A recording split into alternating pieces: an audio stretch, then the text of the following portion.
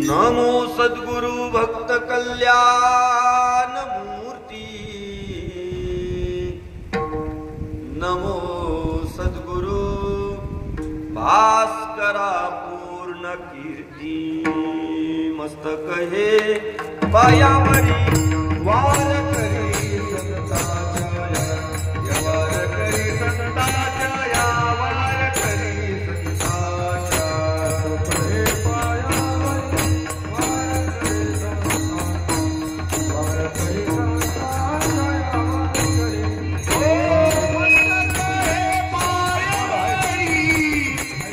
वार करी संताच्या, वार करी संताच्या, वार करी संताच्या।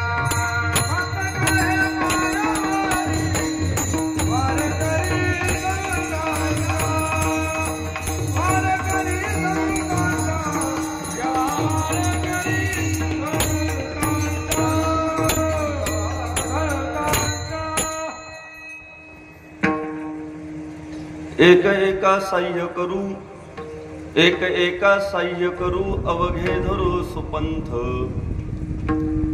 कोण जाणे कैसी परी, पुढे उरी ठेविता।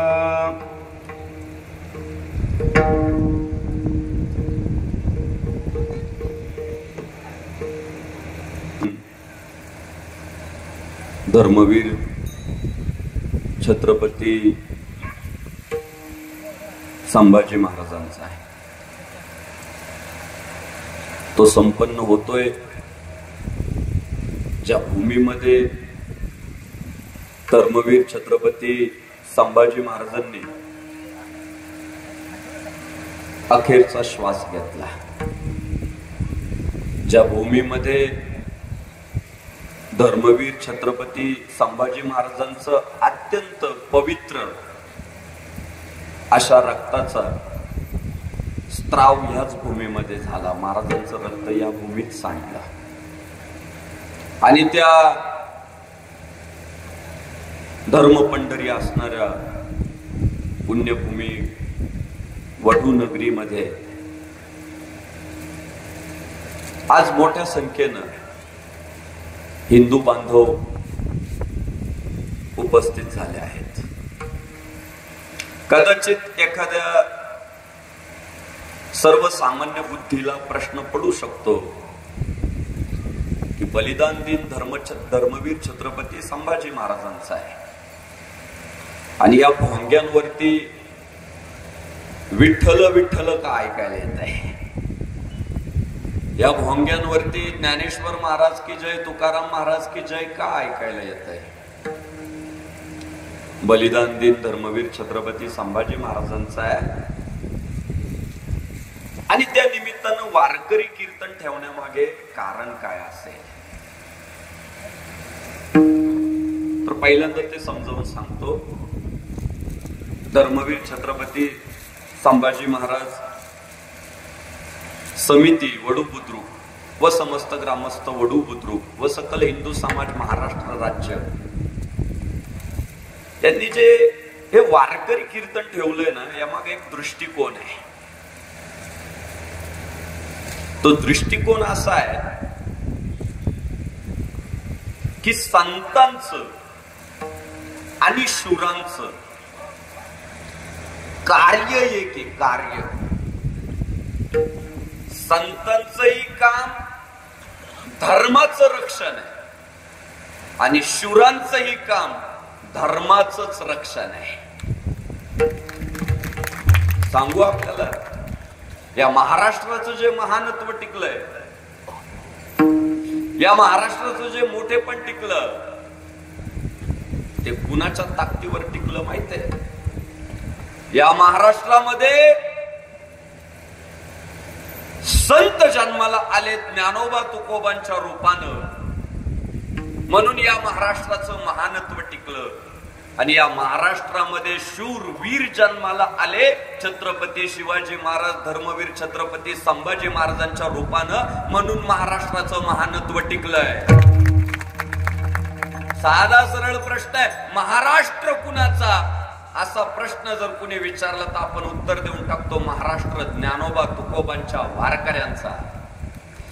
महाराष्ट्र कुणाचा असा प्रश्न जर विचारला गेला तर आपण साधं सरळ उत्तर देऊन टाकतो छत्रपती शिवाजी महाराज धर्मवीर छत्रपती संभाजी महाराजांच्या मावळ्यांचा महाराष्ट्र. म्हणजे महाराष्ट्र वारकऱ्यांचा आणि महाराष्ट्र मावळ्यांचा धारकऱ्यांचा. ही दोघं जन्माला आली आणि यांनी महाराष्ट्राचं महानत्व टिकवलं. माणसाने धर्माने कसं वागलं पाहिजे हे संतांनी सांगितलं. कसं वागावं हे संतांनी सांगितलं आणि संतांनी सांगितलेला उपदेश, संतांनी सांगितलेलं तत्वज्ञान अंमलात आणण्याचं काम जर कोणी केलं तर ते शूरांनी केलं. म्हणजे या मातीत उभं राहून जगद्गुरु भगवान श्री तुकाराम महाराज सांगतात, धर्माचे पालन करणे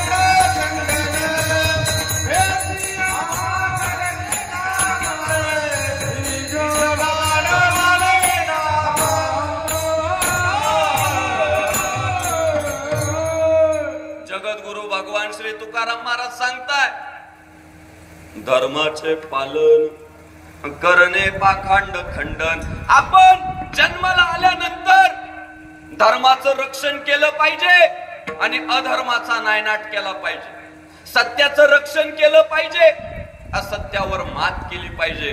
हा जगद्गुरु भगवान श्री तुकाराम महाराजांचा उपदेश. आणि भगवंताचं कार्य काय हो? संतांचं कार्य आहे धर्माचा प्रचार करणं, धर्म टिकवणं. आणि देवाचं तरी वेगळं दुसरं तिसरं काय काम आहे? कशासाठी अवतार घेतो देव? धर्म रक्षावय, धर्म रक्षावय अवतार आपुला पाळीची भक्त जना आपुला पाळीची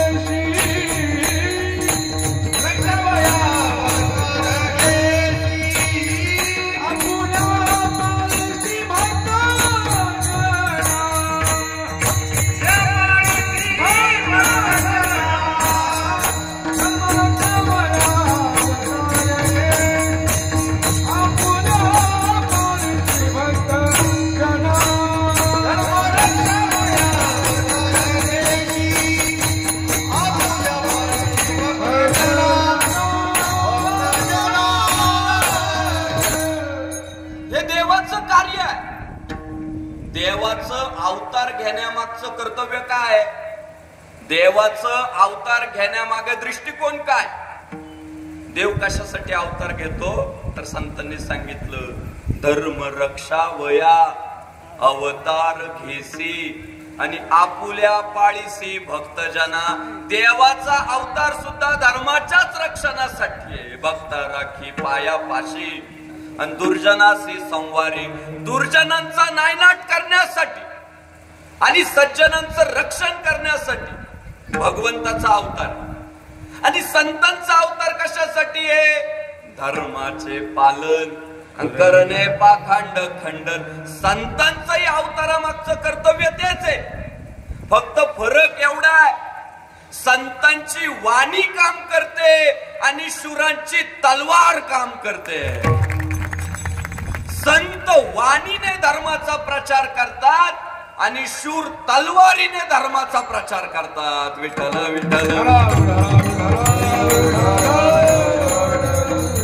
आणि साधू आणि म्हणून हा समन्वय आपल्याकडे संतांना आणि शूरांना समान मानण्याची, समान लेखण्याची जी परंपरा आहे त्यामागे दृष्टिकोन असतो आहे. आपल्याकडे पांडुरंगाला जेवढी किंमत आहे तेवढीच भगवान श्री ज्ञानेश्वर महाराजांना, आपल्याकडे भगवान श्री रामांना जेवढी किंमत तेवढीच समर्थ सद्गुरू रामदास स्वामींना, आपल्याकडे भगवान श्री कृष्णांना जेवढी किंमत तेवढीच किंमत शांतीब्रह्म एकनाथ महाराज, जगद्गुरु तुकाराम महाराज व सकल संत मांदियाळीला आहे. त्यामाग कारण काय? अहो संतांनी अभंग करत असताना सांगितलं की देवामध्ये आणि संतांमध्ये फरकच करायचा नाही. देव ते संत, देव ते संत अनिमित्त त्या प्रतिमा. अहो संत महापुरुष हे देवच का? तर देव जे काम करतोय तेच काम संत करताय, म्हणून दोघं एक आहेत. विठ्ठल विठ्ठल. या दोघांचा समन्वय. आणि म्हणून जिथे छत्रपती शिवाजी महाराज आहे तिथे जगद्गुरु भगवान श्री तुकाराम महाराज आहे. जिथे धर्मवीर छत्रपती संभाजी महाराज आहे तिथे जगद्गुरु भगवान श्री तुकाराम महाराज आहे. तिथे समर्थ रामदास स्वामी आहे. जिथे देव आहे तिथे संत आहे, जिथे शूर आहे तिथे संत आहे. हा समन्वय आहे. आणि साधू संत माय बाप्पांनी धर्माचा प्रचार प्रसार करत असताना काय सांगावं? अरे धर्माच्या रक्षणासाठी भले तरी देऊ कासेची लंगोटी नाठाळाच्या माथी.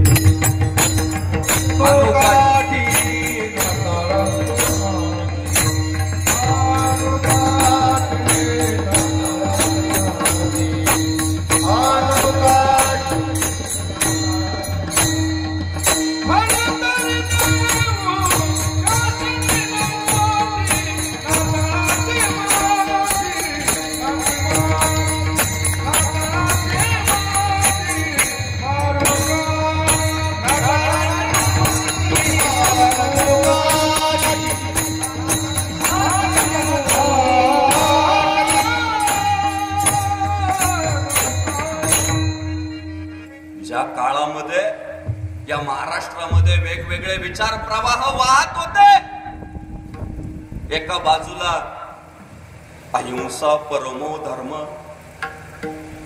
एका बाजूला सांगितलं जात होतं की अहिंसा हा परम धर्म आहे.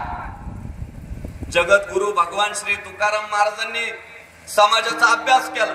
त्यांच्या लक्षात आलं इथली लोक अहिंसेची व्याख्या विसरली. इथल्या लोकांना अहिंसा म्हणजे काय कळत नाही.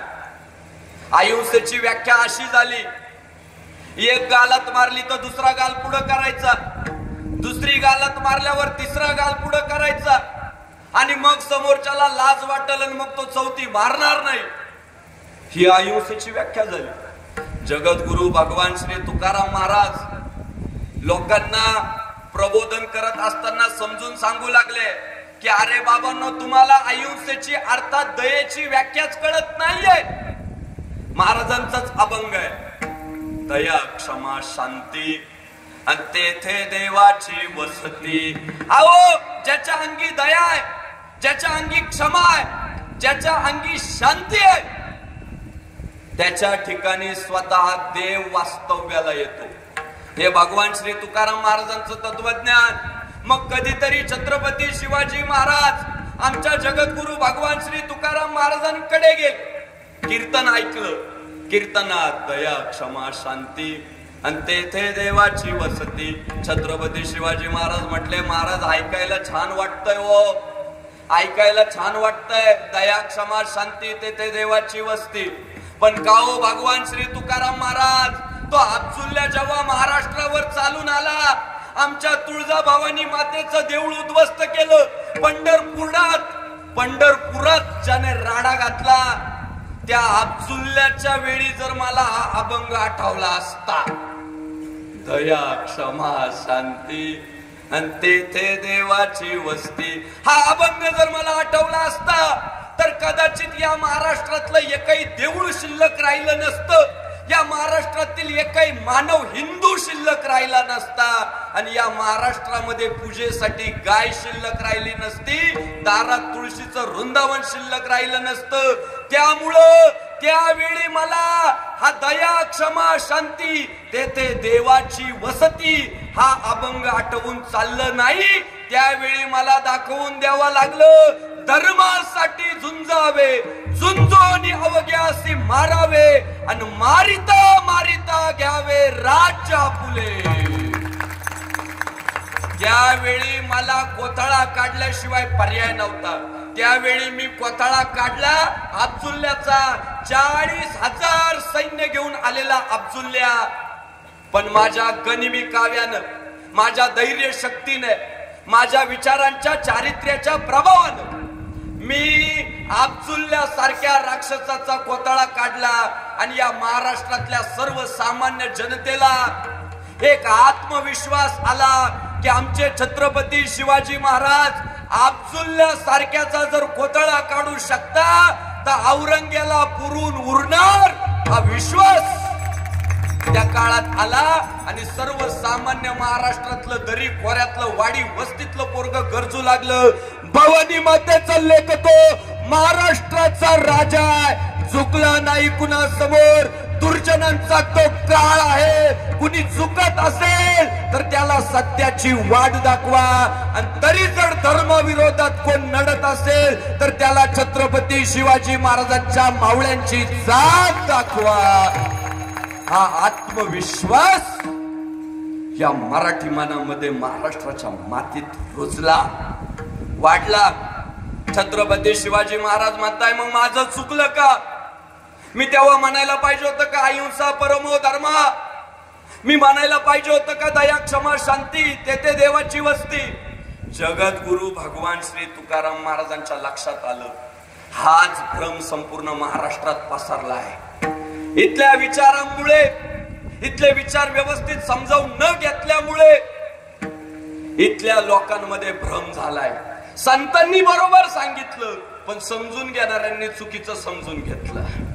अरे धर्माचं रक्षण करत असताना माणूस अहिंसकच असला पाहिजे, पण त्याच धर्मावर जर कोण कुऱ्हाड घालत असेल, त्याच धर्मावर जर कोण चालून येत असेल तर तोच माणूस त्या प्रसंगी हिंसक पण झाला पाहिजे.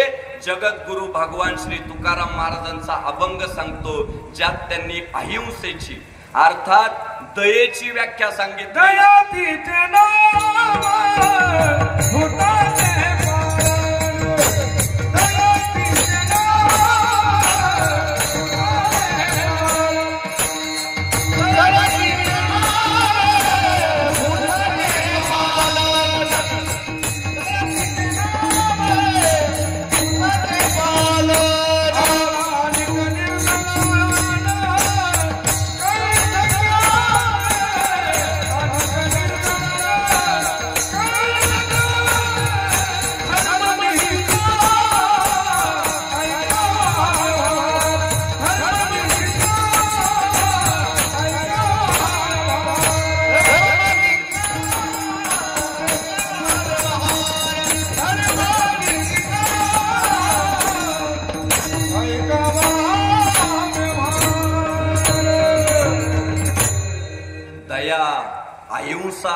अहिंसेची व्याख्या 400 वर्षापूर्वी जगद्गुरु भगवान श्री तुकाराम महाराज सांगतात. समजून घ्या.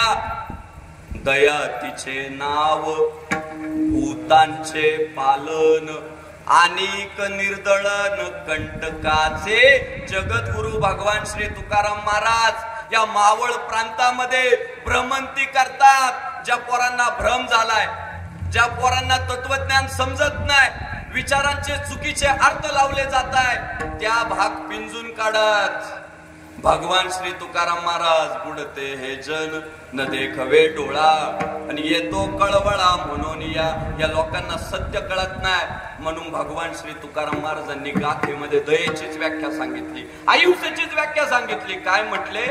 दया तिचे नाव, भूतांचे पालन, अनेक निर्दळन कंटकाचे, धर्मनीतीचा हा ऐकावा व्यवहार, निवडिले सार असार ते. महाराज म्हटले, राजे सज्जनांचं रक्षण करणं, सामान्य भूत मात्रांचं रक्षण करणं, यालाही दयाच म्हणतात. आणि सामान्य प्रजेला उपद्रव करणाऱ्या दुर्जनांचा नायनाट करणं, याला देखील दयाच म्हणतात. अर्थात सत्याचं रक्षण करणं, भक्ता राखे पायाखाली, भक्ताला सांभाळतो आणि दुर्जनाशी संवारी, हे जर कर्तव्य देवाने केलं असेल तर तुमचं आमचं सुद्धा तेच कर्तव्य आहे की सत्याचा स्वीकार करा, चांगल्याला आलिंगन द्या आणि नाठाळाच्या डोक्यात काठी आणा. समाज विसरून गेला, समाज चांगला आणि वाईट यात फरकच करीना. आहे ते सगळं जीवन आहे आणि आलेल्या दिवसाला आपल्याला सामोरे जायचंय. ही वृत्ती वाढत चालल्यामुळे अधर्म फोफावत होता. वेगवेगळे धर्म आपापल्या धर्मांचा प्रचार प्रसार करत असताना राज्य काबीज करत होते, माणसांना गुलाम करत होते, मंदिरं देवळं उद्ध्वस्त करत होते. आणि त्या काळामध्ये आपली लोक मात्र मुख गिळून गप बसायला लागली, शोषिक झाली. का? तर आम्ही अहिंसक आहे. कुण्याही जीवाचा न घडो मत्सर वर्म हे सर्वेश्वर पूजनाचे. सर्वे भवन्तु सुखिनः सर्वे सन्तु निरामया सर्वे भद्राणि पश्यन्तु मा कश्चित् दुःखम आपनुयात. काय आमच्या धर्माची शिकवण आहे? सगळे सुखाने राहिले पाहिजे, कुणालाच आपल्यापासून दुःख नाही झालं पाहिजे, सगळ्यांना सुख द्यायचं काम आपलंय. अरे बाबा, सगळ्यांना सुख देत असताना त्या समाजातले काटे जर बाहेर काढले नाही तर ते काटे टोचणार आहेत. समजा आता सध्या आंब्याचं सीजन चालू आहे, बरोबर? 1 डझन आंबे आणले, 1 डझन मध्ये 12 आंबे येतात, बरोबर? त्यातला एक आंबा सडकाय, कुजलाय तो. आणि एखादं जर म्हटलं की या आंब्याने माझं काय गोड मारले, दया क्षमा शांती तेथे देवाची वस्ती, अहिंसा परमो धर्म. मी हिंसा करणार नाही, हा आंबा काढून फेकून देणार नाही टोपलीतून. काय होईल पुढच्या 3 दिवसामध्ये ते सडक आहे ना, अख्ख्या 11 आंब्याला सडवून टाकील. किती दिवसात? 3 दिवसात सडका आंबा अख्ख्या 11 आंब्याला सडवून टाकील. मनुष्याने माणसाचं कर्तव्य काय? वेळीच तो सडका आंबा उचलणं आणि उखाड्यात फेकून देणं, डस्टबिन मध्ये टाकून देणं. तो आंबा जर डस्टबिन मध्ये नाही टाकला तर तो आपल्याला उपद्रव करणार आहे.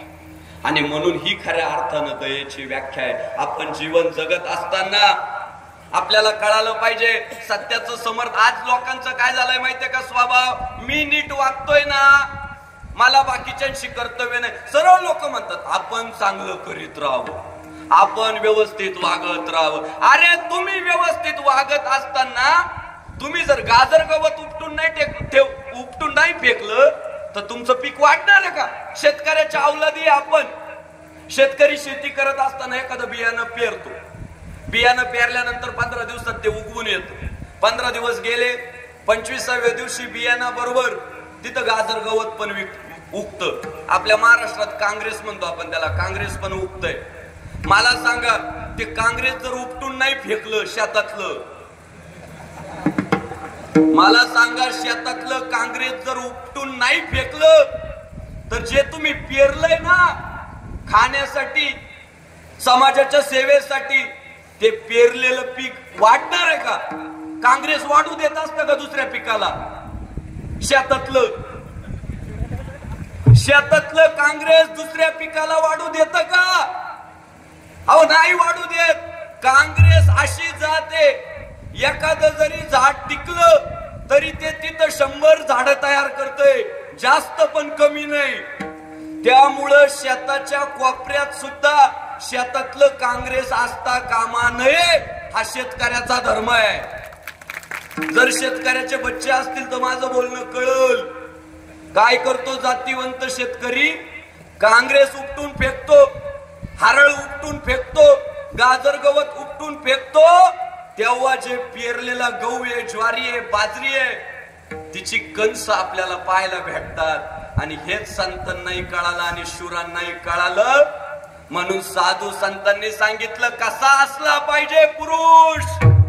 मऊ मेना होणे आम्ही विष्णुदास कठीण वज्रा.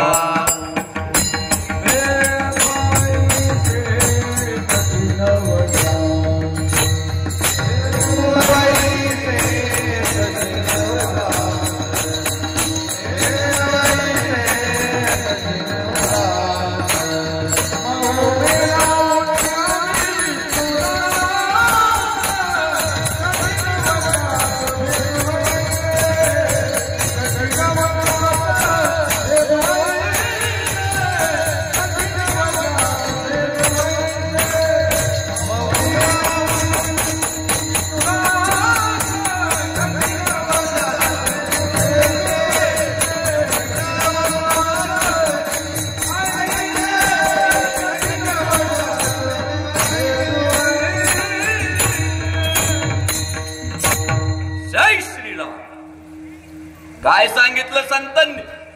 मऊ मेना होणे आम्ही विष्णुदास आणि कठीण वज्रास भेदू ऐसे. अरे आम्ही मऊ किती असलं पाहिजे? तो मेनापेक्षा मऊ असलं पाहिजे. पण कोणासाठी? बांधवांसाठी, भाविकांसाठी, भक्तांसाठी, सज्जनांसाठी. पण दुर्जनासाठी किती कठीण असलं पाहिजे? कठीण वज्रास भेदू ऐसे. एक बाजू आमची इतकी मऊ आहेत की मेनापेक्षा मऊ, पण समोरचा जर नाटाळा असेल, अधर्मी असेल, क्रूर असेल तर आम्ही कठीण किती आहे? तर वज्राला सुद्धा कापून पुढे निघू इतके आम्ही कठीण आहे. विठ्ठल विठ्ठल. आणि साधू संतांनी हा सगळा उपदेश केला. माणसं घडली पाहिजे पराक्रमी, माणसं घडली पाहिजे लढाऊ. शेपूट घालून बसणारी माणसं कामाची नाही हे संतांच्या लक्षात आलं. पण संतांनी जेव्हा अभ्यास केला की अशी नररत्न जन्माला घालण्यासाठी जननीच ताकदीची पाहिजे, अशी नररत्न जन्माला घालण्यासाठी आई ताकदीची पाहिजे, त्या आईची कूस तितक्या ताकदीची पाहिजे. म्हणून संतांनी अभंग करून टाकला.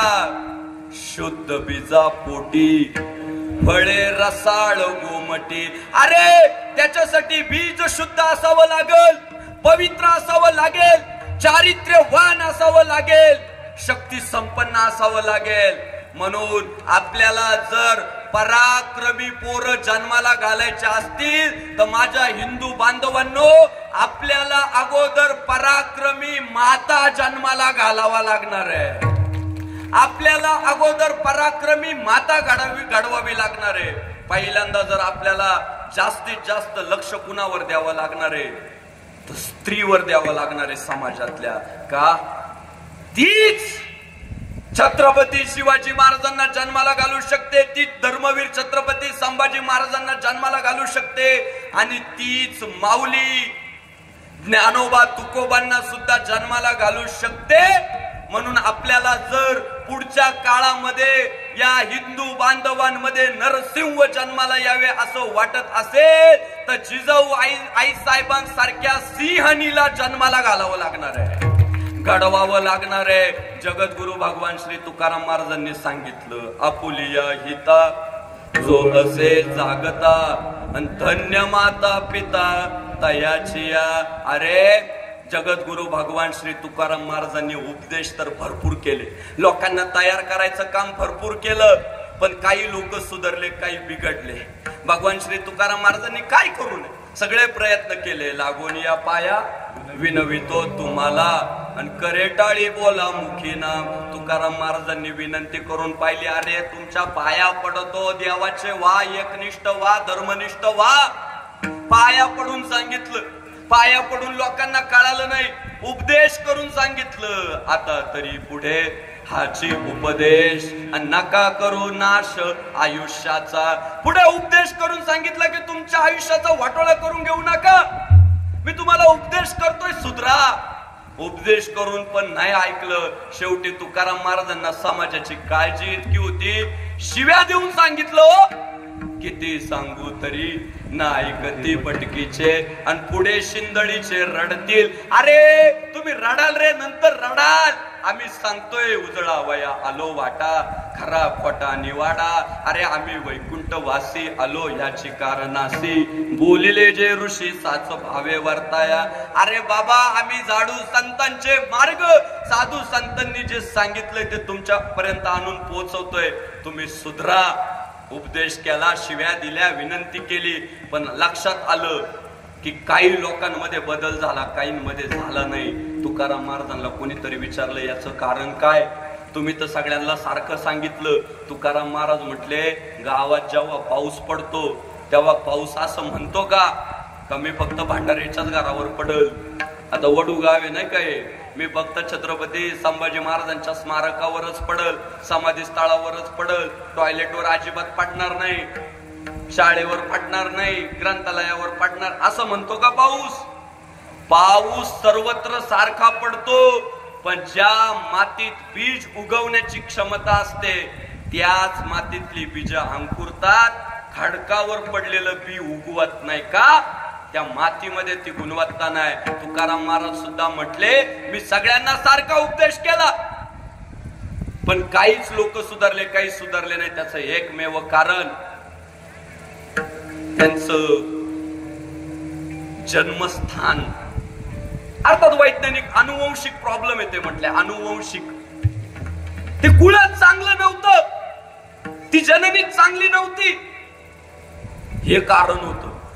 आणि त्यामुळं सांगू, जर महाराष्ट्रात जन्माला येऊन आपल्या रक्तामध्ये, आपल्या धमन्यांमध्ये हिंदुत्वाचं रक्त सळसळत असेल, महाराष्ट्रात जन्माला येऊन आपल्याला छत्रपती शिवाजी महाराज की म्हटल्यानंतर जय म्हणावं वाटतं, छत्रपती शिवाजी महाराज धर्मवीर छत्रपती संभाजी महाराजांचं नाव घेतल्यानंतर आपल्यात 12 हत्तीचं बळ संचारतं, रक्त सळसळतं, आत्मविश्वास येतो. असं जर होत असेल तर समजून जायचं आपली आईच पवित्र आहे. आणि जर कदाचित छत्रपती शिवाजी महाराज धर्मवीर छत्रपती संभाजी महाराज की म्हटल्यानंतर आपल्या मुखातून जय येत नसेल, आपण जर म्हणत असू धर्म वगैरे असं काही नसतं, तर समजून जायचं औरंग्या इकडं 9 वर्ष तळ ठोकून होता तेव्हा घोटाळा करून गेलाय. जर आपल्यामध्ये धर्माभिमान नसेल, महापुरुषांबद्दल अभिमान नसेल, तर समजून जायचं आडनाव फक्त आपली हिंदूंची आहे, रक्तात भेसळ झालेली आहे. विठ्ठल विठ्ठल अशी भेसळ झालेली माणसं तुम्हाला पावलं पावलं पाहायला भेटतात. मला अनेक माझे तरुण मित्र म्हणतात, महाराजराव आपल्याच हिंदू धर्माच्या विरोधात बोलतात, आपलीच लोक आपल्या महाराष्ट्रात जन्माला आलेल्या महापुरुषांच्या विरोधात बोलतात.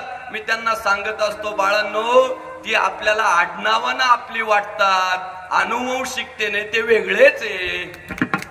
हा लय मोठा घोटाळा झालेला आहे. त्यामुळं साधू संतांनी सांगितलं, पहिल्यांदा आई जन्माला घालावं लागेल. म्हणून माता भगिनींनो, तुमच्यावर सगळा संस्कृती, सगळा धर्म, सगळा पुढचं भविष्य माता भगिनींनो तुमच्यावर अवलंबून आहे हो. तुम्ही जर जिजाऊ झाल्या तर शिवराय संभाजी महाराज या मातीला पाहायला भेटतील. तुम्ही जर आलिया झाला तर पुढचे अवलिया कसे जन्माला येतील काही सांगता येत नाही हो. आम्हाला आलिया कॅटरीना नाही व्हायचं, आम्हाला राजमाता जिजाऊ व्हायचंय. हे स्वप्न जेव्हा महाराष्ट्रातल्या पोरी पाहतील तेव्हा या महाराष्ट्राला पुन्हा छत्रपती शिवाजी महाराज धर्मवीर छत्रपती संभाजी महाराज पाहायला भेटतील. दादा, आई घडवली लखोजीराव जाधवांनी ना, त्या पोरीला ना फक्त शास्त्र नाही शिकवलं, त्या पुरीला शस्त्र पण शिकवलं. लखोजीराव जाधवांनी त्या पुरीला रामायण महाभारताचे धडे देत असताना त्या पुरीला घोडेस्वारी शिकवली, तलवारबाजी शिकवली. आणि परिणाम काय झाला? शिवनेरी किल्ल्यावर जेव्हा आमचा बाप जन्माला आला ना, तेव्हा ती आई म्हणाली, बाळा आपल्याला भविष्य बदलवायचंय, हा गुलामीत खितपत पडलेला महाराष्ट्र आपल्याला वाचवायचाय, ही गुलामगिरी मोडून टाकायची आहे. आणि त्यामुळे तुम्हाला रामायणातले महाभारतातले धडे देते. ती आई लेकराला शिकवू लागली, बाळा सोन्याची लंका होती हिंदुस्थानात, एका माणसाची प्रचंड बलाढ्य होता, देवांचे आशीर्वाद प्राप्त करून घेतले होते आणि देवांनाच बंदिस्त करून ठेवलं होतं. तो लंकेचा अधिपती रावण इतका क्रूर होता, इतका श्रीमंत होता, त्याचं साम्राज्य मोठं होतं. पण या हिंदुस्थानातल्या एका धर्मनिष्ठ पोरानं, तत्वनिष्ठ पोरानं वनवासात होता, अंगाला पाला पाचोळा गुंडाळलेला होता. पण हिंदुस्थानातल्या त्या अंगाला पाला पाचोळ्या बांधणाऱ्या पोरानं सोन्याच्या लंकेच्या अधिपतीला हरवलं होतं. हा हिंदुस्थानाचा इतिहास आहे. मग छत्रपती शिवाजी महाराजांना ती आई धडे देते, धर्मवीर छत्रपती संभाजी महाराजांना ती आजी धडे देते. काय की हा हिंदुस्थान जर रावणाला पुरून उरू शकतो, हा हिंदुस्थान जर क्रूर कंसाला पुरून उरू शकतो, तर हा औरंग्या की झाड की पत्ती आहे रे. हे धडे कोण देते?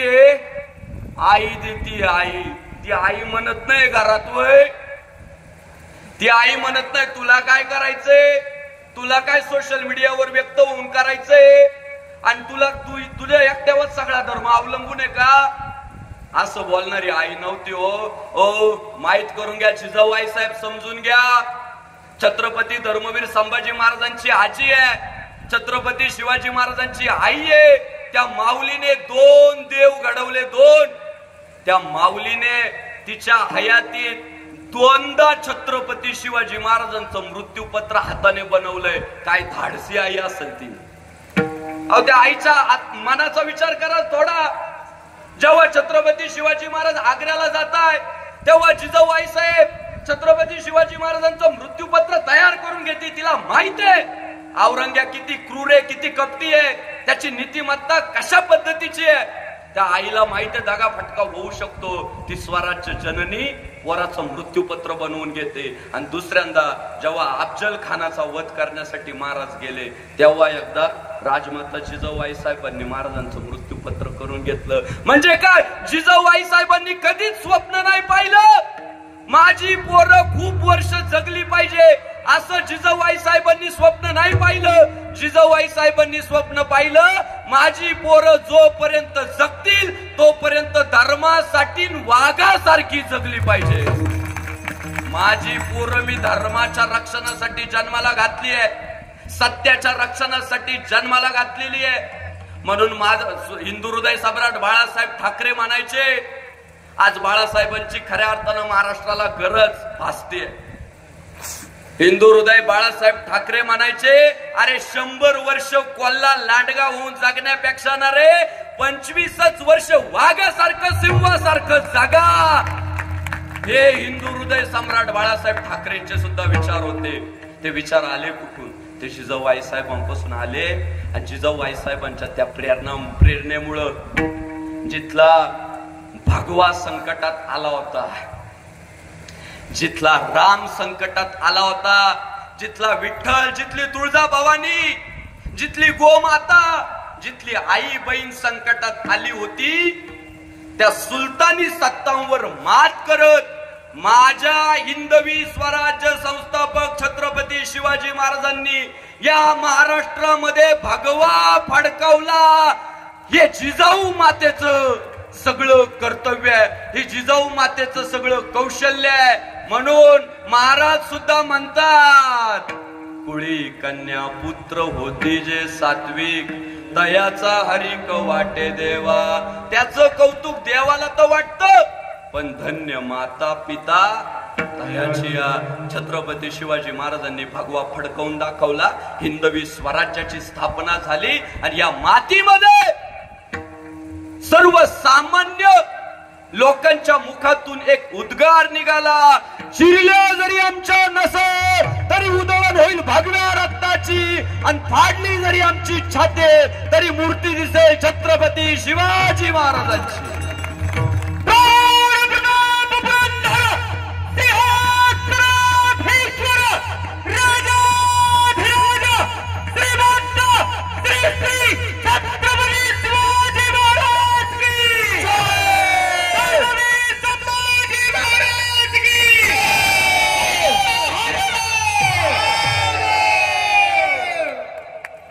छत्रपती शिवाजी महाराज नरसिंह की आमच्या नसा जरी चिरल्या ना, उधळण भगव्या रक्ताची आहे आणि छाती फाडली तर छत्रपती शिवाजी महाराजांची मूर्ती आहे. हा अभिमान या मातीत तयार झाला माझ्या मायबापांनो. आई दर्जेदार, तिच्या पोटी जन्माला आलेला लेख पराक्रमी छत्रपती शिवाजी महाराज. आणि आता सांगतो त्याच पिढीत जो छावा जन्माला आला ना, छावा. अरे अरे अरे अरे अरे अरे अरे म्हणतात ना पुढचं वर्जन ऍडव्हान्स असत, म्हणतात ना पुढचं वर्जन अपडेट असत, म्हणतात ना पुढची पिढी अधिक प्रभावी असते. जिजाऊ आई साहेबांच्या पोटी धर्मवीर छत्रपती शिवाजी महाराजांच्या पोटी धर्मवीर छत्रपती संभाजी महाराजांचा जन्म झाला. काय काय काय किती अपडेट, किती ऍडव्हान्स सांगू. सिंहाच्या जबड्यात घालीन हात, मोचीन दात, ही जात मर्द मराठ्याची. हे ब्रीद या मातीत जर कोणी रुजवलं, या मातीला जर कोणी दाखवून दिलं तर ते माझ्या धर्मवीर छत्रपती संभाजी महाराजांनी दाखवून दिलं की इथला हिंदू इतक्या ताकदीचा आहे की सिंहाचाही जबडा फाकवू शकतो आणि त्याचे दात मोजू शकतो. असलं होतं पुढचं वर्जन. दादा धर्मवीर छत्रपती संभाजी महाराज सांगू तुम्हाला, जसं शंकराने विष पचवलेलं होतं ना या मातीत, तसं माझ्या धर्मवीर छत्रपती संभाजी महाराजांनी उभ्या 32 वर्षाच्या आयुष्यात अख्खं विष पचवून दाखवलं. इतका ताकदीचा माझा राजा. किती विष पचवावं, किती दुःख यावं महाराजांच्या जीवनात सांगू. ओ जीवाचे कान करून ऐका. धर्मवीर छत्रपती संभाजी महाराज फक्त 2 वर्षाचे. किती? 2 वर्षाचे. धर्मवीर छत्रपती संभाजी महाराज फक्त 2 वर्षाचे असताना संकट आईवर पण आलंय आरोग्याचं, आणि संकट बापावर पण आलंय परकीयांच्या आक्रमणाचं. 2 संकट आहे छत्रपती संभाजी महाराजांच्या जीवनात वयाच्या 2ऱ्या वर्षी. कोणते? आईला व्याधी झालेले आहे शारीरिक. आई दुखण्यावर मात करू शकत नाही. आई खाटेवर पडलेली आहे. सईबाई आई साहेब खाटेवर पडले आहे. वैद्य उपचार करताय, उपचार सफल होत नाहीये. त्या पोराची आई जास्त दिवस जगल याची खात्री उरलेली नाहीये. झालं आई संकटात. आणि या महाराष्ट्रावर सर्वात मोठं संकट दुसऱ्या बाजूने आलंय.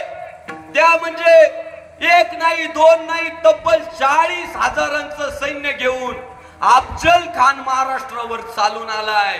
एकाच वेळी संभाजी महाराजांच्या 2 वर्षाचं आयुष्य असताना, 2 वर्षाचं वय असताना आई पण संकटात आहे आणि छत्रपती शिवाजी महाराज पण विचारात आहे की अफजुल्ल्या नावाचं संकट परतवून कसं लावायचं.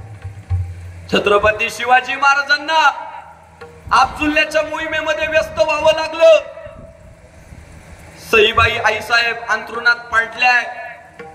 ते लेकरू एका अर्थानं आई जायच्या आधीच अनाथ झालं होतो. आणि काय हो लहानपणी आई मरू नये आणि म्हातारपणी पोरगा मरू नये. खरंय का? पण आपल्याकडे म्हण आहे की लहानपणी ना पोरग लहान असतं ना त्याची आई कधी मरू नये हो. कारण या जगामध्ये सगळ्यात जास्त प्रेम करणारं पात्र जर कोणतं आहे तर ते फक्त आई आहे हो. अनेक लोक प्रेमाचा अभिनय करतात, त्यामागे स्वार्थ दडलेला असतो. पण जगाच्या पाठीवरचं एकमेव पात्र आहे जे स्वार्थाविना प्रेम करतं, तिला आई मानतो. म्हणून महाराज सुद्धा म्हटले, ऐसी कळवळ्याची जाती आणि करीला भाविन प्रीती. खासदार साहेब आले का? या खासदार अमोलजी कोल्हे साहेब. साहेब या ना व्यासपीठावर, या ना या कोल्हे साहेब.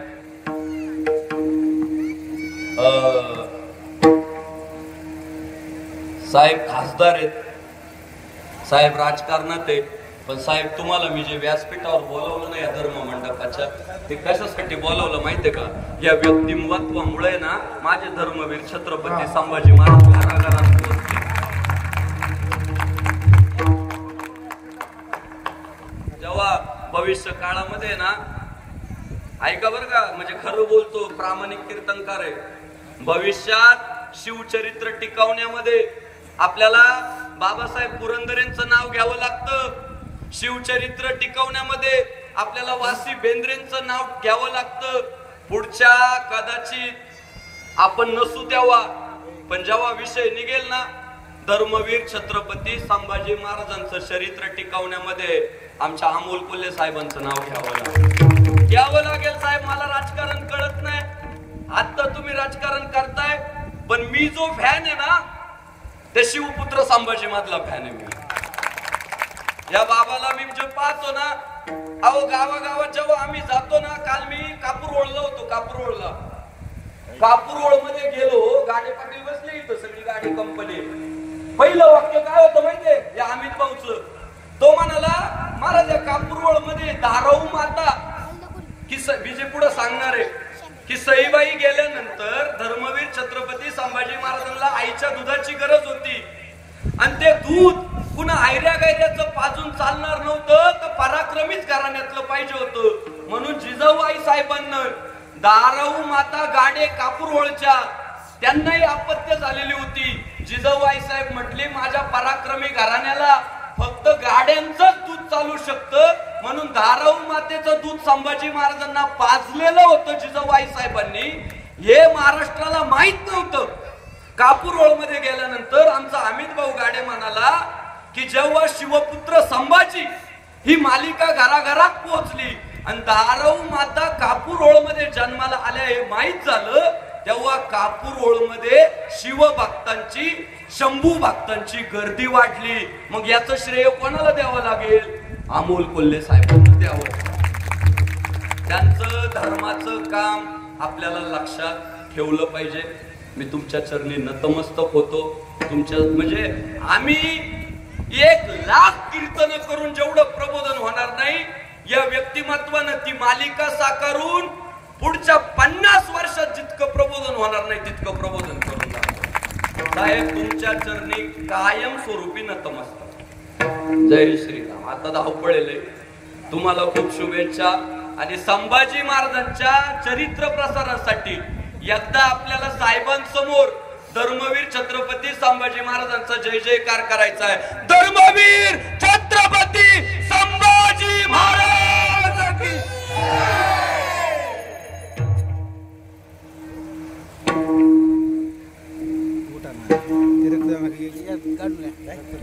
हा.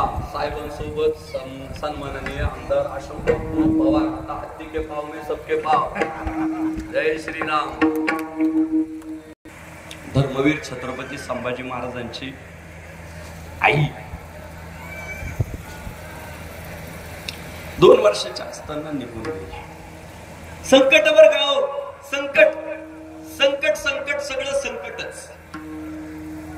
बाप मोहिमेवर आहे. तुम्ही विचार करा ना, आपले लहान लहान पोरं प्रत्येकाच्या घरात आहे, त्या पोरांची एक अपेक्षा, एक तर आई पाहिजे नाही तर बाप पाहिजे, तिसरं चालत नाही. माझ्या राजाची आई पण नाहीये आणि बाप मोहिमेवर आहे.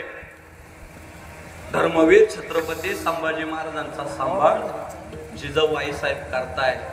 आणि म्हणून मी म्हणालो ना, जिजाऊबाई साहेबांनी 2 देव या मातीला दिले.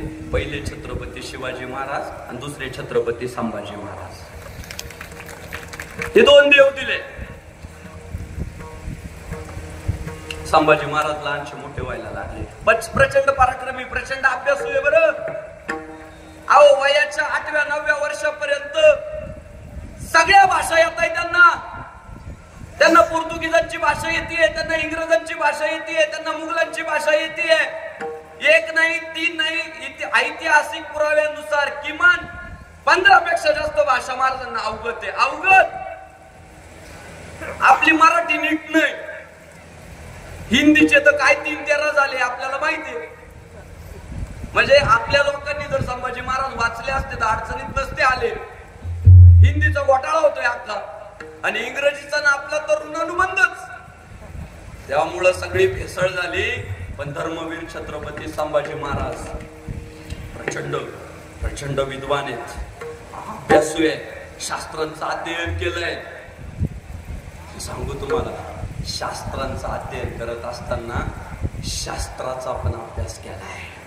माता माऊल्यांनो नीट ऐका, इथून पुढच्या काळात जर आपल्याला धर्म टिकवायचा असेल, संस्कृती टिकवायचा असेल, परंपरा टिकवायची असेल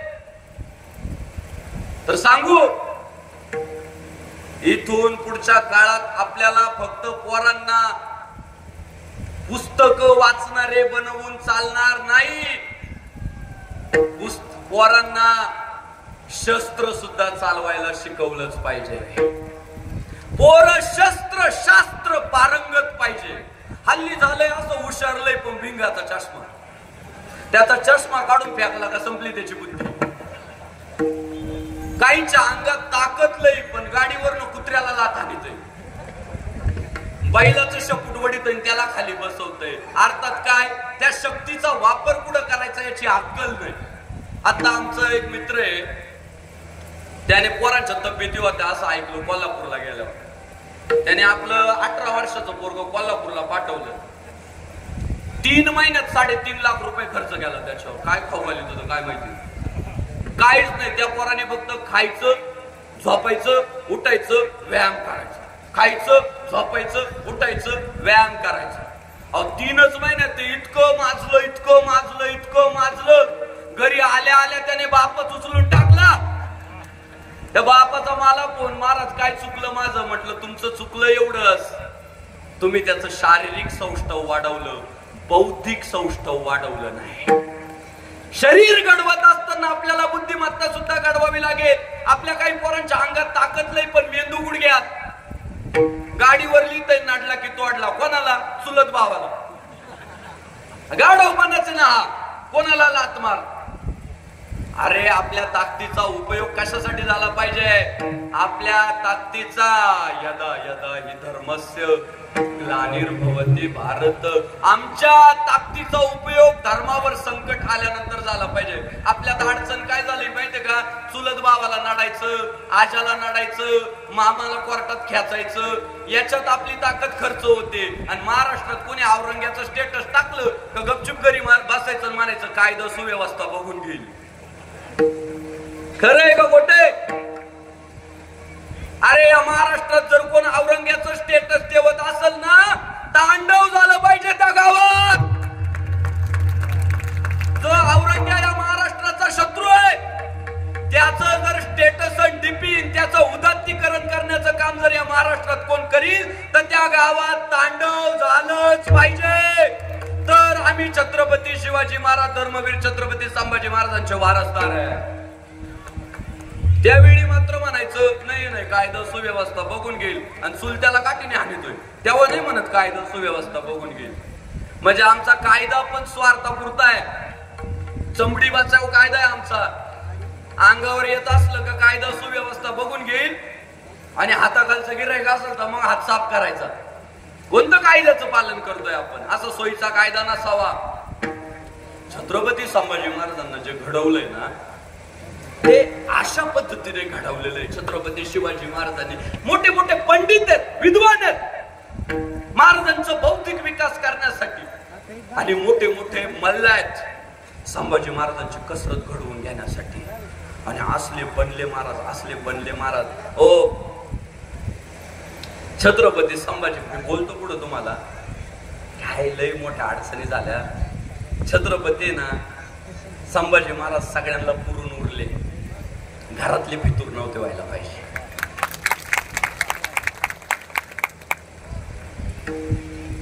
हमें तो अपनों ने लूटा, औरंगजेब में कहा दम था. हमें तो अपनों ने लूटा, औरंगजेब में कहा दम था.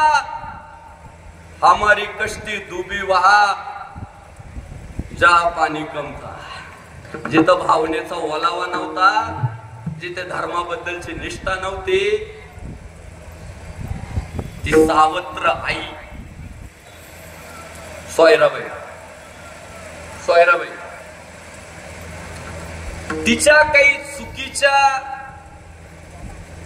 विचारांच्या प्रसारामुळं संभाजी महाराजांचं चरित्र मलिन करण्याचा प्रयत्न झालेला आहे.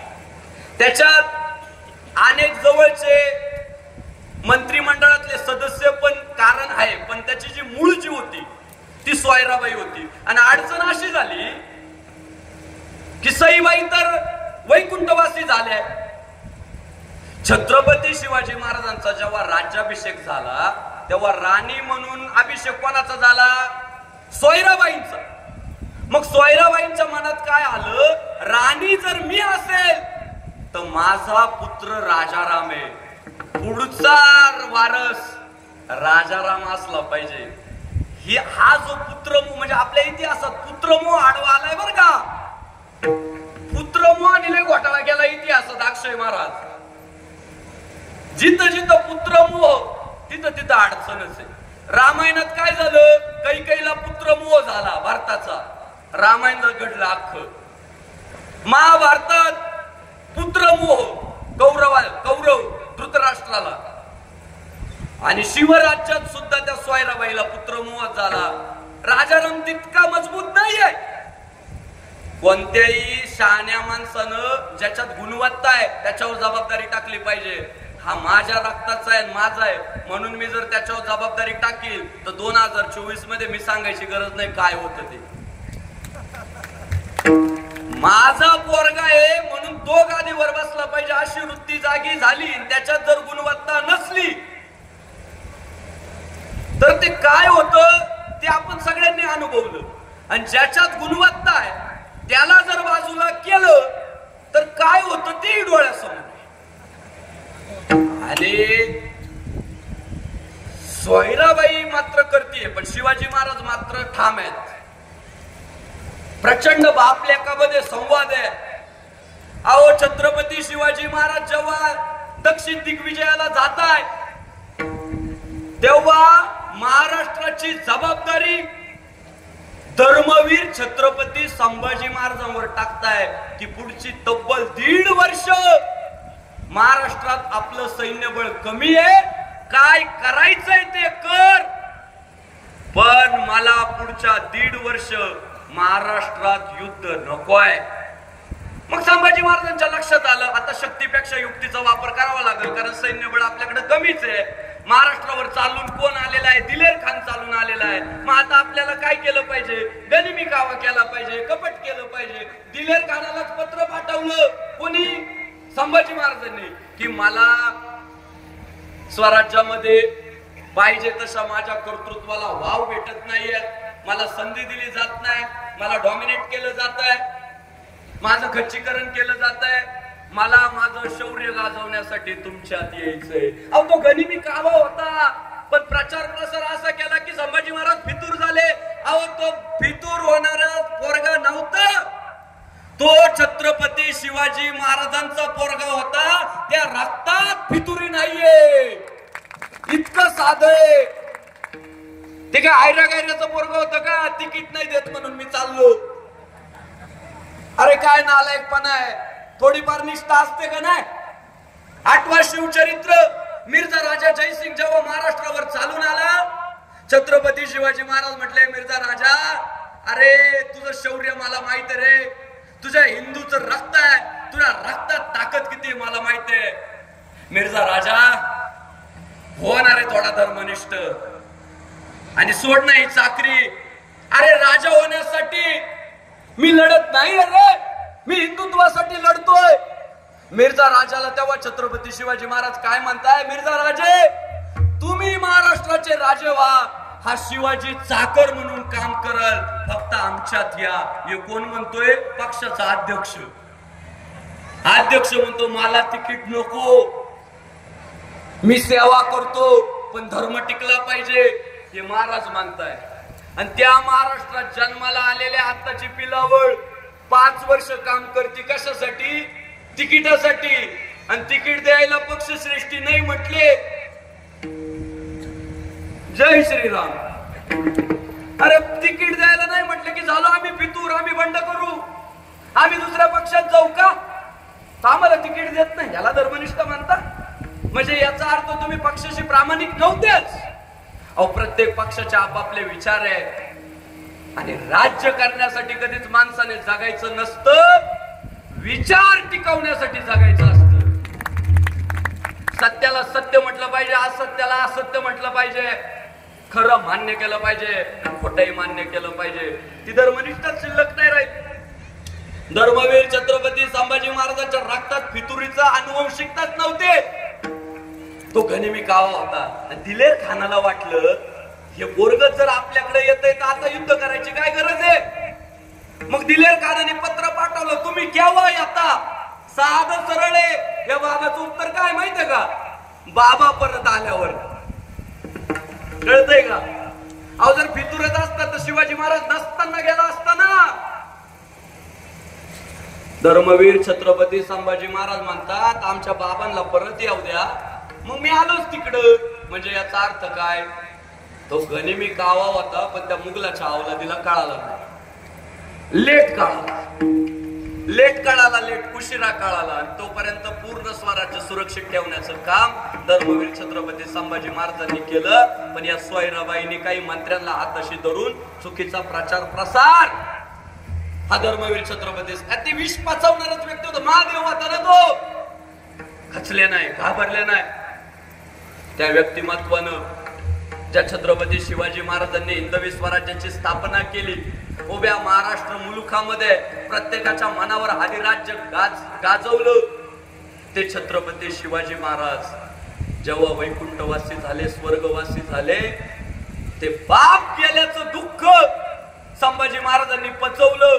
संभाजी महाराजांना बाप गेल्याच्या बातम्या पोहोचू दिल्या नाही. बाबांच्या तब्येतीसाठी विचारपूस करणारे पत्र महाराजांपर्यंत पोहोचू दिले नाही. धर्मवीर छत्रपती संभाजी महाराजांच्या काळजीचे पत्र शिवाजी महाराजांचे ते संभाजी महाराजांपर्यंत पोहोचू दिले नाही. इतकी कट कारस्थानं केली गेली. शिवराय गेल्यानंतर सोयराबाईंनी, हंबीरराव मोहिते जर तुम्ही पाहिलं असेल तर कळत असेल, त्या बाईंनी छत्रपती संभाजी महाराजांना कैद करायला लावलं. पण मोहित्यांचं रक्त अंगात होतं. सरसेनापती हंबीरराव मोहिते छत्रपती संभाजी महाराजांकडे गेले, पण संभाजी महाराजांना कैद नाही केलं. तिथं गेल्यानंतर सांगितलं की आमची बाई सोयराबाई सरसेनापती हंबीररावांची बहीण आहे. बहीण सांगतेय तुझ्या भाच्याला अटक कर, तुझा सक्का बाजा आपल्याला गादीवर बसवायचा आहे. पण तो मामा इतका प्रामाणिक होता, त्याला रक्ताच्या नात्याशी कर्तव्य नव्हतं, त्याला धर्माशी निष्ठा होती की धर्म टिकवण्याची ताकद फक्त छत्रपती संभाजी महाराजांमध्ये. छत्रपती शिवाजी महाराजांनी विश्वास कोणावर दाखवलाय तर तो संभाजी महाराजांवर दाखवलाय. सोयराबाई आई साहेबांचं न ऐकता, स्वतःचा सख्खा भाचा राजारामाचा विचार न करता हंबीरराव मोहितेंनी धर्माचा विचार केला आणि संभाजी महाराजांना कैद न करता अनाजी पंताला कैद केलं. इतका विश्वास ज्या माझ्या छत्रपती संभाजी महाराजांवर मावळ्यांनी दाखवला, तो राजा फितूर असूच शकत नाही. हे आपण ठणकावून सांगितलं पाहिजे. मी कशासाठी तुम्हाला हे सांगतोय, तुम्हाला आता नाही सांगितलं तर पुढच्या प्रश्नांची उत्तरं देता येणार नाही. ते उत्तरं देता यावे म्हणून मी तुम्हाला सांगतोय. संभाजी महाराज फितूर नाही. सांगू सर्वात मोठं संकट, जोपर्यंत छत्रपती शिवाजी महाराज हयात होते तोपर्यंत औरंगजेबाने त्या महाराष्ट्राच्या भूमीत पाय ठेवायचा विचार सुद्धा नाही केला. पण छत्रपती शिवाजी महाराज गेल्यानंतर संभाजी महाराज युवराज झाले आणि औरंगजेबाला का वाटावं आता आपण महाराष्ट्रात गेलं पाहिजे, याचं सोपं उत्तर सांगू. औरंगजेबाच्या लक्षात आलं होतं की शिवाजी महाराजांनी स्वराज्य उभं केलं, महाराष्ट्रात भगवा फडकवला. जर संभाजी नावाचं हे वादळ आताच थांबवलं नाही तर फक्त हिंदुस्थानात नाही तर उभ्या जगात भगवा फडकल इतकी ताकद संभाजी राजाची आहे. हे क्रूर औरंग्याच्या लक्षात आलं लक्षात की आता जर नाही थांबवलं, दिल्लीचा बादशाह अर्धा हिंदुस्थान ज्याच्या ताब्यात आहे, तो बादशाह एका महाराष्ट्राच्या राजाला संपवण्यासाठी दिल्लीचं तख्त सोडतोय. आणि मला सांगा, छत्रपती शिवाजी महाराजांचं सैन्य कसं बस 2 लाख आहे. किती कसं बस? औरंगजेब सैन्य किती घेऊन आलाय? किती? 3 लाख, 4 लाख, 5 लाख, 70 लाख. अहो, संभाजी महाराजांचं राज्य उद्ध्वस्त करण्यासाठी क्रूर औरंग्या 7 लाखापेक्षा जास्त सैन्य घेऊन महाराष्ट्रात आलाय. इतका धाक माझ्या संभाजी राजाचा आहे. 7 लाख, डबल नाही, टिबल, चौबल. हा धाक जो उभा केला होता तो छत्रपती संभाजी महाराजांनी केला होता. आणि औरंगजेबाला महाराजांच्या लक्षात आलं की 7 लाख सैन्य हा औरंगजेब किती दिवस पोचल. याचे आपण आहे ना, अहो ही जुनी पद्धत आहे हो. समोरच्याला अडचणीत आणायचं असेल ना, त्याच्या आर्थिक नाड्या आवळावर नीट होईल तो. आपली लोक नुसतं वरवर भांडत राहतात, आतल्या गोष्टींकडे लक्ष देत नाही. मी सरळ सांगतोय की महाराष्ट्रात राहून जो जय श्रीराम म्हणत नाही ना, आर्थिक नाड्या आवळानं त्याच्या जोरात जय जयकार करील. महाराष्ट्रात राहून जो शिवाजी महाराज धर्मवीर छत्रपती संभाजी महाराजांना मानत नाही ना, आम्ही त्याला मानत नाही. जिसे भगवा पसंत नाही वो भडवा आम्ही भी पसंत नाही. आवळा ना त्याच्या आर्थिक नाड्या. नीट होईल तो, नीट फोटो लावेल महाराजांचा. बाबा माझ्याकडे या. आपल्या लोकांना कळत नाही. भाईचारा निघाले, भाईचारा घेऊन. महाराजांनी युक्ती काय आखली? औरंगजेबाच्या आर्थिक नाड्या आवडायच्या, याचं धन धान्य संपवायचं. तिकडून याला गोव्यातून मदत कोण करतील? पोर्तुगीजांना असं धडाधड शिकवून आले की जर औरंग्याला मदत कराल तर गोवा ठेवीतच नाही. टरकले. इकडं कोण मदत करेल? इंग्रज करतील. तिकडं मुंबईत असा राडा घातला. इंग्रजांना सांगितलं जर फितुरी कराल, मला आडवं जाल. दाखवता संभाजी राजांचा छावा आहे.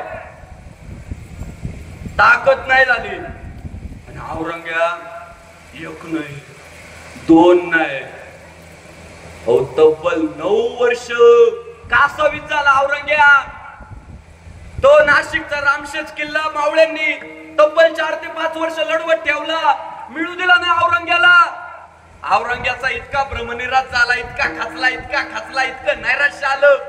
आणि आता सैन्याला सुद्धा वाटायला लागलं विजय आपल्याला भेटणार नाही. मग आता सैन्याचं मनोधैर्य वाढवण्यासाठी त्या रामशेज किल्ल्यावर जेव्हा पराभव झाला औरंग्याचा, तेव्हा आता सैन्याचं मनोबल वाढावं म्हणून औरंग्याने डोक्यातला टोप काढला आणि खाली ठेवला. सगळ्या सैन्यासमोर प्रतिज्ञा केली की जोपर्यंत छत्रपती संभाजी महाराजांना जिवंत अथवा मृत पकडत नाही तोपर्यंत मी टोप घालणार नाही, अशी प्रतिज्ञा केली. तेव्हा त्या लाखो सैन्याचं मनोबल वाढलं की आता आपल्या राजाने प्रतिज्ञा केली, आता काहीतरी होईल. ते मनोबल खचलं होतं त्यांचं की वादळ आपल्याला उरकणार नाहीये. झाले. औरंगजेब पिसाळलाय, प्रचंड पिसाळला. आणि आज हिंदुस्थानातली लोक संभाजी महाराज की जय का म्हणतात माहित आहे?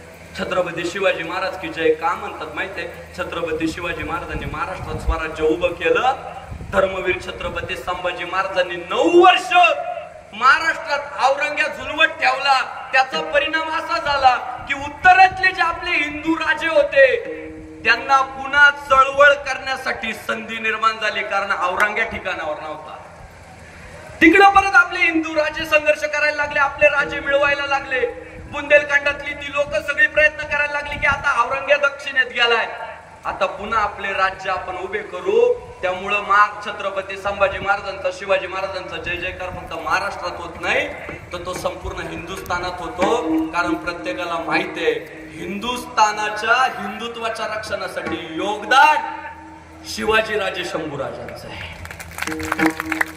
अहो ते योगी आदित्यनाथ उत्तर प्रदेशचे मुख्यमंत्री, अहो एक भाषण नाही हो ज्याच्यात ते शिवाजी महाराजांचं नाव घेत नाही. तिकडं कोणतं तरी एक म्युझियम होतं, मुघल म्युझियम.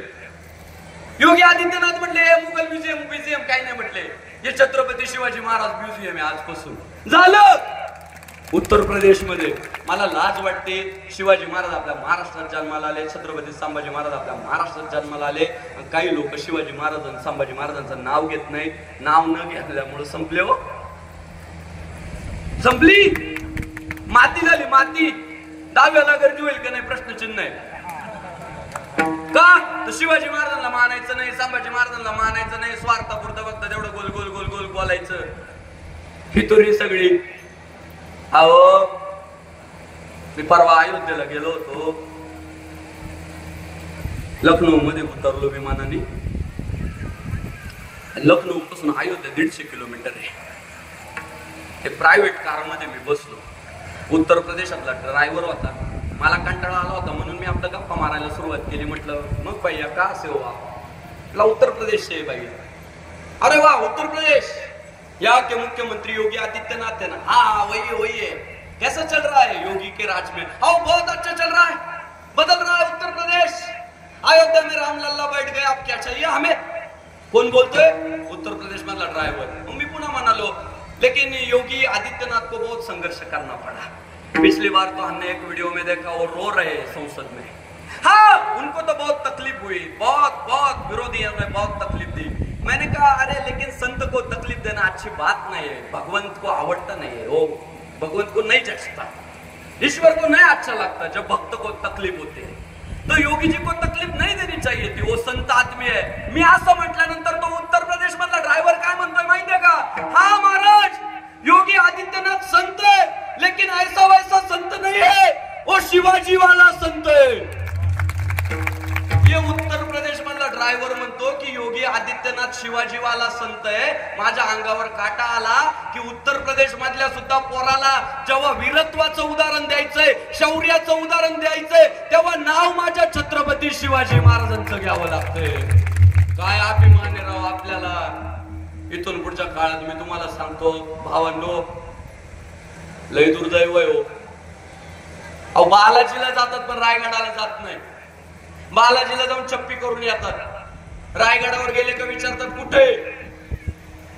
अरे वडू ना त्या मातीला ना संभाजी महाराजांची ना हृदय हृदय एक एक अवयव या मातीत पडलाय. काल मी जेव्हा व्हिडिओ टाकला पुण्यनगरी धर्म पंढरी वडू मध्ये माझं कीर्तन आहे. अहो काहींचे मेसेज आहे मला, वडू कुठे? काय नालायकपणा आहे हा. वडू कुठे? ही शोकांतिका आहे. मी माझ्या सगळ्या भावंडांना सांगतो, भावंडो एक माणूस पुरू शकत नाही रे. शिवचरित्र इतकं मोठं आहे, संभाजी राजांचं चरित्र इतकं मोठं आहे, तुमच्या पाया पडतो. एक कीर्तनकार आणि एक व्याख्याता आणि एक ग्रंथ लिहिणारा पुरू शकत नाही. पुढच्या काळामध्ये इतके गड किल्ले फिरा, इतका इतिहासाचा अभ्यास करा. छत्रपती शिवाजी महाराज, धर्मवीर संभाजी महाराज इतके समजून घ्या की जेव्हा शिवजयंती असेल, धर्मवीर छत्रपती संभाजी महाराजांचा बलिदान मास असेल, छत्रपती संभाजी महाराजांची जयंती असेल, तेव्हा गावातला आपला हिंदू पोरगा चौकात उभा राहिला पाहिजे आणि म्हटला पाहिजे नाही कीर्तनकार भेटला, नाही व्याख्याता भेटला, नाही पवड्यावाला भेटला तर या गावचा पट्ट्या सगळ्या गावाला शिवचरित्र सांगेल, शंभू राजांचं चरित्र सांगेल. इतकं वाहून घ्या. युट्यूब वर रात्री अर्ध्या रात्री पाहत बसण्यापेक्षा संभाजी महाराजांनी कोणत्या दिवशी कोणती मोहीम लढवली अभ्यासानं रे. अरे आपण जरी आयुष्यात काही नाही केलं ना, आपल्या पुढच्या पोरांना जरी शिवाजी महाराज संभाजी महाराज कळाले ना, ते बघवी पताका 7 समुद्रा पार नेतील बुवा. कारण आता पुढची लय अवघड आहे. आपण थोडस आपण 2 काळ पाहिले. आपण आहे ना सुरक्षित काळ पण पाहतोय. आता सुरक्षित बुवा हिंदुत्वाचं काम करायला अडचण नाही. आणि थोडा मागचा काळ पण पाहिलेला आहे. हिंदुत्वाचं काम करताना कशा केसेस ठोकल्या जातात ते पाहिलेलं. पण आता पुढची पिढी अशी आहे की त्यांना नुसतं सुवर्ण काळ आहे हो. ती आपण म्हणायचो गर्व से कहो हम हिंदू आहे. आपल्या पुढच्या पिढ्या काय म्हणणार आहे माहितीये का? चौकात उभं राहून माजून सांगा आम्ही हिंदू आहे. का? हे हिंदूंचं राष्ट्र आहे. इथला हिंदू बहुसंख्य आहे आणि इथल्या हिंदूंनी ठरवले जो हिंदू इतकी बात करेगा वही देश पे राज करेगा. आता इथला हिंदू जागा झालाय. इथल्या हिंदूला कळालाय धर्म. पुढची पिढी लय आक्रमक राहणार आहे. फितूर आणलाय ना, फितूर आणला. लय संकटाचा काळ आहे पुढचा काळ फितुरांना. कारण आता पुढच्या काळात योगी आदित्यनाथ फक्त उत्तर प्रदेश मध्ये नाही दिसणार, हिंदुस्थानातल्या गावागावामध्ये योगी आदित्यनाथ जन्माला येणार आहे. बुलडोजरवाला गावागावात. शेवटी प्रशासन कोणासाठी आहे? तुमच्या आमच्यासाठी आहे. सरकार कोणासाठी आहे? तुमच्या आमच्यासाठी आहे. अहो प्रशासनातल्या लोकांची सुद्धा जे बुद्धी भ्रमिष्ट करून टाकली ना, त्यांची धर्म वगैरे काही नसतो. आता पुढे जी प्रशासनात पोरं रुजू होतील ना, ते धर्म वगैरे काही नसतो म्हणणारी नाही रुजू होणार. पुढच्या पिढ्या अशा जन्माला येणार आहे की त्या धर्माभिमानी असणार आहे. आणि प्रशासनातले अधिकारी सुद्धा अगोदर धर्माचा विचार करतील, कारण त्यांना कळून चुकणार आहे धर्म टिकला तरच राष्ट्र टिकणार आहे, तरच राष्ट्र टिकणार आहे. त्यामुळे पुढचं प्रशासन सुद्धा लय पोषक राहणार आहे. उगाच गो हत्येसाठी चाललेली गायी अडवल्यावर पुढच्या प्रशासनाची पोरं म्हणणार सुद्धा नाही या रे चौकीला. गो हत्येची गाडी सापडल्यावर पुढच्या प्रशासनातली पोरं म्हणतील चकमकीमध्ये ड्रायव्हरचं एन्काउंटर झालं. पुढचे प्रशासकीय अधिकारी धर्मनिष्ठ राहतील, शिवराय शंभूराजांच्या रक्ताचे राहतील, हे मी खात्रीने सांगतो. फक्त आहे ना, आपण प्रीत लावून ठेवणं गरजेचं आहे, झुंजत राहणं गरजेचं आहे. औरंग्या इकडं झुलवत ठेवला, तिकडं हिंदुस्थानभर पुन्हा हिंदू राजे जागे झाले. नाही हो, औरंगजेब विचार करतोय काय करावं, काय करावं. अल्लाह मदत कर रे. नमाज पडतोय, प्रार्थना करतोय, यश येत नाही. मग शेवटी ना दादा संभाजीराजे पुरून उरले हो शत्रूला. नाही हो, नाही शरण आले, नाही हार स्वीकारले. शिवाजी महाराजांचं लेकरू होतं ते, झुंजार होतं, झुंजार ते एक. विष्णुदास जगी सळसळत रक्त नडत राहिलं. पण घटना अशी घडली दादा, सख्खा मेवना आमच्या येसूबाई आईसाहेबांचा सख्खा भाऊ गणोजी शिर्के एक दिवस रायगडावर आईला भेटायला आला, बहिणीला भेटायला आला. सख्खा मेवना, बायकोचा सख्खा भाऊ, येसूबाईंचा सख्खा भाऊ गणोजी शिर्के बहिणीला भेटायला रायगडावर आलाय. बहिणीला काय म्हणतोय माहिती? ताई, छत्रपती शिवाजी महाराज राज्याभिषेकाच्या वेळी म्हणाले होते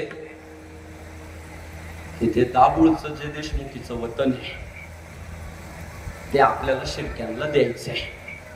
पण कधी द्यायचंय? तर शिर्क्यांच्या घरात बाळ झाल्यावर द्यायचंय. आता छत्रपती शिवाजी महाराज स्वर्गवासी झाले, पण तू दाजींना सांग की आता त्या दाभोळच्या वतनाचा प्रश्न मार्गी लावा. किती दिवस आम्ही वाट पाहायची? मला दाभोळचं वतन द्यायला सांग दाजीला. अहो ती बहीण कडाडली, अरे काय भाऊ एका वैरी येतो, तुला लाज वाटती का? अरे जिथं महाराष्ट्रच वाचेल का नाही हे संकट आहे. औरंग्यासारखं तुफान या महाराष्ट्रावर चालून आलंय. दिल्लीचं तख्त सोडून दिल्लीचा बादशाह इथलं हिंदुत्व संपवण्यासाठी या महाराष्ट्रात आलाय आणि तुला वतनाचं पडलंय. अरे जर नात्यातली माणसं अशी बोलायला लागली तर सर्वसामान्यांनी काय आदर्श घ्यायचा आहे? सध्या सामान्यातला सामान्य माणूस अर्धकुटी राहतोय, रात्रीची झोप लागत नाही सैनिकांना. स्वप्नात सुद्धा त्यांच्या स्वराज्य येत आहे. स्वराज्य वाचलं तर माणूस वाचणार आहे, धर्म वाचणार आहे, संस्कृती वाचणार आहे. आणि तुला वतनाचं पडलं, लाज वाटत नाही? गणोजी शिर्के म्हटला तुझं तत्वज्ञान बंद कर, शेवटी पैशाशिवाय काहीच होत नाही. अहो त्याला पैसा सोडून दुसरं काही सुचे ना, अर्थाशिवाय सगळं निरर्थक आहे म्हटला. तू बोलणार आहे का दाजींना? छत्रपती संभाजी महाराजांच्या कानावर विषय गेला. संभाजी महाराज म्हटले औरंग्या नावाचं संकट गेल्याशिवाय मला सध्या कुठले निर्णय घ्यायचे नाहीये. त्या गणोजी शिर्क्याला इतका राग आला, इतका अहंकार त्याचा दुखावला, नात्यातला रक्ताचा. गणोजी शिर्के फितूर झाला आणि औरंगजेबाला जाऊन मिळाला. आणि पुढच्या बऱ्याचशा गोष्टी, छुपे रस्ते त्या गणोजी शिर्के राजांना माहित असल्यामुळं औरंगजेबाला तंतोतंत बातमी दिली, हुजूर आप हमारा काम करेंगे तो हम भी आपका काम करेंगे. औरंगजेबाने विचारलं तुला काय पाहिजे? मला माझं वतन पाहिजे. दिलं दिलं. वतन कुठं आहे? महाराष्ट्रात. महाराष्ट्र कोणाचं आहे? संभाजी महाराजांचं आहे. वतन कोण दिलं म्हणतोय? औरंगजेब. मग किती वामटेपणा आहे. तुम्हाला किती रुपये पाहिजे? 100 रुपये. दिले. कोणाच्या खिशातले? यांच्या. अरे त्यांचे ते मी कसं देऊ शकतो? पण काय ते सगळं कपटच होतं. कपटच होतं. आले का भाऊ? आले का? आले भाऊ. बघा दिलं वतन आणि गणोजी शिर्के फितूर झाले. मुखर्रब खान नावाचा सरदार धर्मवीर छत्रपती संभाजी महाराजांना कैद करण्यासाठी संगमेश्वरावर गेला. अत्यंत कमी सैन्य सोबत असताना न्याय निवाड्यासाठी गेलेले संभाजी महाराज मुखर्रब खानाने कैद केले. तिथून बहादूरगडावर महाराजांना आणण्यात आलं. लाखो सैन्य तिथं औरंगजेबाचं होतं. महाराजांना उंटावर बसवलं गेलं. त्यांच्या डोक्यातला जिरेटोप काढून घेतला गेला. त्याच्यावर विदूषकाची टोपी टाकली गेली. कोणी भाल्याने टोचतंय, कोणी दगड मारतंय, अशा सुद्धा नोंदी आहे का विष्ठा आणि मूत्र सुद्धा संभाजी महाराजांच्या अंगावर त्या काळात त्या लोकांनी केलं. कारण त्यांना झुलवलंच तितकं होतं. वैतागली होती ती. सगळा राग संभाजी महाराजांवर व्यक्त करायला सुरुवात केली. संभाजी महाराजांना एकदा मारायचं नाही तर हाल हाल करून मारायचं. कारण शत्रूला जितका त्रास तितकं पुण्य जास्त. म्हणून संभाजी महाराजांना एके दिवशी मारलं नाही तर एक बोट तोडायचं, दुसऱ्या दिवशी दुसरं. एक एक अवयव महाराजांचा छाटला गेला. पण महाराजांनी धर्माशी फितुरी केली नाही. एकच इच्छा होती. औरंगजेबाच्या लक्षात आलं होतं इतका पराक्रमी राजा जर आपल्यात सहभागी झाला तर जग जिंकू. संभाजी महाराजांना सांगितलं अख्खं दक्षिण तुला देतो, तू फक्त आमच्यात ये, धर्माचा स्वीकार कर, लागल ते तुला देतो. पण छत्रपती संभाजी महाराज फितूर झाले नाही. संभाजी 1000 बार जिएगा 1000 बार मरेगा लेकिन हिंदू धर्म नहीं छोड़ेगा. धर्माशी एकनिष्ठ राहिले. एक एक अवयव तोडला गेला. डोळ्यात सळाया घातल्या गेल्या. जीभ आसडली गेली. जगदंब जगदंब गजर करत धर्मवीर छत्रपती संभाजी महाराज करत राहिले. एक नाही, दोन नाही, तब्बल 40 दिवस छत्रपती संभाजी महाराजांच्या शरीरावर आनंदवित असे अत्याचार झाले. आणि आजचा दिवस म्हणजे फाल्गुन वद्य अमावास्या, ह्याच दिवशी या पुण्यभूमीमध्ये धर्मवीर छत्रपती संभाजी महाराजांनी अखेरचा श्वास घेतला. हर हर महादेव म्हणत श्वास घेतला. छत्रपती शिवाजी महाराज की जय म्हणत अखेरचा श्वास घेतला. पण औरंगजेबाला फितूर झाले नाही. औरंगजेबासमोर लाचार झाले नाही, झुकले नाही, वाकले नाही. म्हणून आजच्या दिवशी ही जी सगळी हिंदू धर्म बांधवांची संख्या जमली ना, ती कशासाठी जमली माहितीये? एका धर्मनिष्ठ राजासाठी जमली. त्या समाधी पुढे उभे राहा आणि जोरात जय जयकार करा. देश धर्म पर मिटने वाला शेर शिवा का छावा था, मां पराक्रमी परम प्रतापी एकही शंभू राजा था.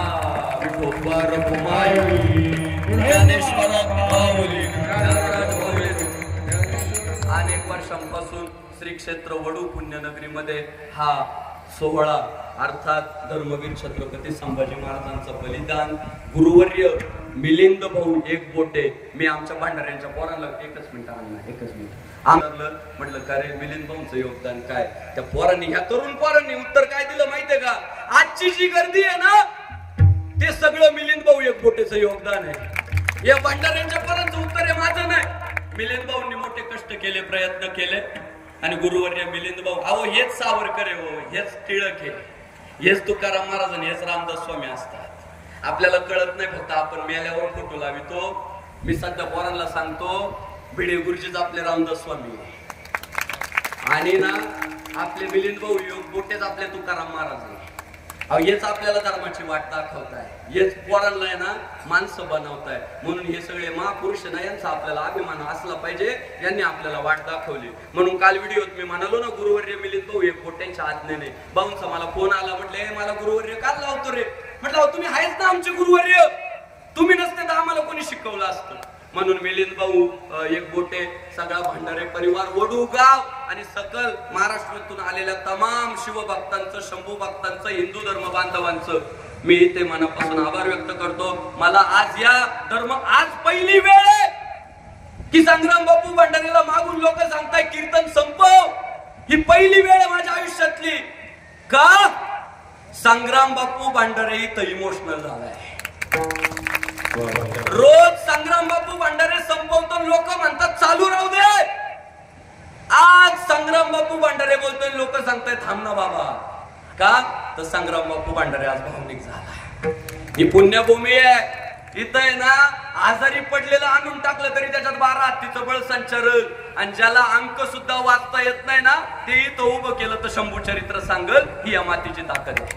त्यामुळं मिलिंद भाऊ असतील सगळा भंडारी परिवार वडूचे सगळे ग्रामस्थ परिसरातले महाराष्ट्रातले सकल हिंदू बांधव एक सांगतो सगळ्यांची नावं घेणार नाही मोठी मोठी मान्यवर आहे गायक वादकांची सुद्धा आता घेत नाही। आता फक्त सांगू का हत्ती के पाव में सबके पाव। आता आहे ना आपण सगळ्या शिवभक्तांनी शंभू भक्तांनी माझ्या मागे सगळ्या जय जयकार करायचा। सगळ्यांचे नाव आले पोलीस प्रशासनाचे धन्यवाद साऊंड सिस्टीमचे धन्यवाद मंडप व्यवस्थेचे धन्यवाद नेते मंडळींचे धन्यवाद सकल हिंदू समाज बांधवांचे धन्यवाद नियोजन करणाऱ्या नियोजन समितीतील सगळ्यांचे धन्यवाद। चला जय जयकार करू। छत्रपती शिवाजी महाराज की जय। छत्रपती संभाजी महाराज की जय। श्रीराम जय श्रीराम हरे हरे विठ्ठल जय जय विठ्ठल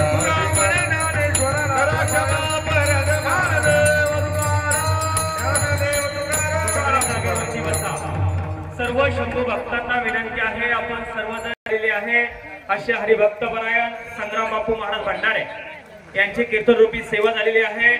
त्यांचा या ठिकाणी हार घालून सन्मानित केले जाते। हे करण्यासाठी देहू आळंदीचे अध्यक्ष आदरणीय पुरुषोत्तम महाराज मोरे आणि देहू आळंदीचे विश्वस्त माणिक भाऊ मोरे या दोन मान्यवरांना विनंती असेल की आपण महाराजांना या ठिकाणी पुष्पहार घालून सन्मानित करायचंय की आपण समाधी स्थळाच्या आजूबाजूला सर्वांनी उभं राहायचंय आणि कार्यकर्त्यांना विनंती आहे सर्व शंभू भक्तांना पुष्पवृष्टी वाटून अक्षय महाराज भोसले अध्यक्ष शिवसेना आध्यात्मिक आघाडी यांना शंभू प्रतिमा देण्यासाठी हरिभक्त परायण मारुतीनाना भंडारे संतोष महाराज भंडारे आणि चंद्रकांत सुतार या मान्यवर मृदंगाचार्य मोहन महाराज गोले ओंकार महाराज यशवंत यांना सन्मानित करण्यासाठी संपत महाराज कुंभार पांडुरंग शेठ सुतार यांना या ठिकाणी मी सांगतोय छत्रपती संभाजीराजे बलिदान देणे वेद पाठणवाल्यांना विनंती आहे आपण व्यासपीठावरती यायचंय। गायनाचार्य संतोष महाराज राऊत यांना सन्मानित करण्यासाठी राजारामजी भोंडवे संजय कुंडलिकराव भंडारे त्याचप्रमाणे किसनअण्णा भंडारे त्याचप्रमाणे दिलीपराव भंडारे यांना विनंती। सर्व शंभू भक्तांना विनंती आहे कोणीही गोंधळ करू